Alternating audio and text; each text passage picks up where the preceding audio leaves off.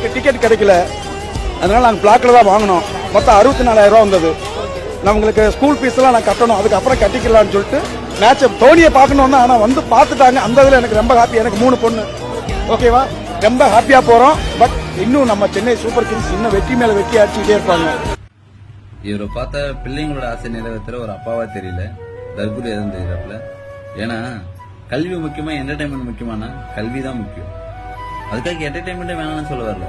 பிள்ளைக்கு படிக்க வச்சிருந்து அது ஃபீஸ் காசு எடுத்துட்டு போயிட்டு என்டர்டைன்மெண்ட்டுக்கு செலவழிச்சு வர அளவுக்கு தரிக்கிற இருக்கக்கூடாதுன்னு தான் நான் சொல்லுவேன். எங்களை மாதிரி இல்லாதப்பட்டவங்களுக்கு தான் கல்வியோட அருமை தெரியும். ஏன்னா எங்க அப்பா அம்மா கூலி வேலையில் ஏழை, நான் தான் முதல் பட்டதாரி. காலேஜ் வரைக்கும் டிஸ்கண்டினியூ ஆகாம படிக்கிறது ரொம்ப பெரிய கஷ்டம். இங்க எத்தனை பேர் டிஸ்கண்டினியூ ஆயிருக்காங்க குடும்ப சூழ்நிலை.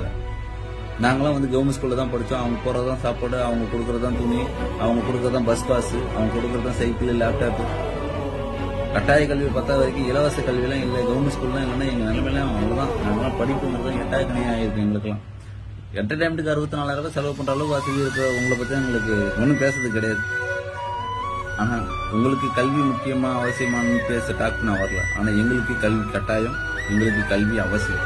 உங்களை பார்த்துட்டு ஏழ்மையில் இருக்கக்கூடிய பிள்ளைங்களும் பெற்றவங்களும் தப்பான வழியில அவங்க பிள்ளைங்களை கைட் பண்ணிடக்கூடாதுன்றதுக்காக ஒரு வீடியோ நான் பேசுறேன்.